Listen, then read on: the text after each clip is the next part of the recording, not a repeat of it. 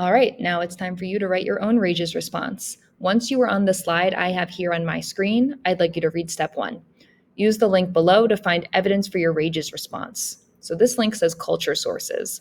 If you click that, it'll take you to a Google Doc that looks like this. You have 4 sources from students around the world telling you about their daily lives. Remember, you're answering the question, how does culture influence daily lives? Well, I want you to read about these 4 students' stories and find your answer to that question.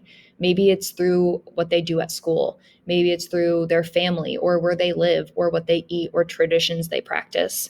Pick some sort of answer like that, and then you're going to give me evidence. So if you go back to the slides, you see a chart.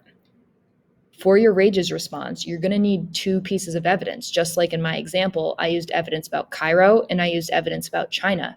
Now it's your turn to give me evidence about different places in the world. So maybe you take your first piece of evidence from North Africa. You tell me about what this student's day is like. You find the most important thing.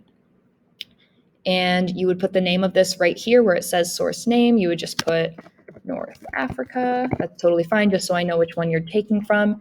And you'd put either a quote, if you're using it word for word, it has to be in quotation marks, or you can paraphrase and put it into your own words in that box where it says type evidence below. Now, if you use North Africa here, I'd like you to use a different one here. You can choose from the Middle East, East Asia, or I believe India, right?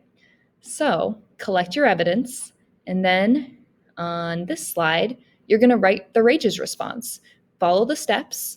If you're stuck and you forget what this should look like, go back to slide 45 and you have an example of a RAGES response. Yours should look something like this, but it should have a different answer and different pieces of evidence. If you have questions, let your social studies teacher know. Good luck.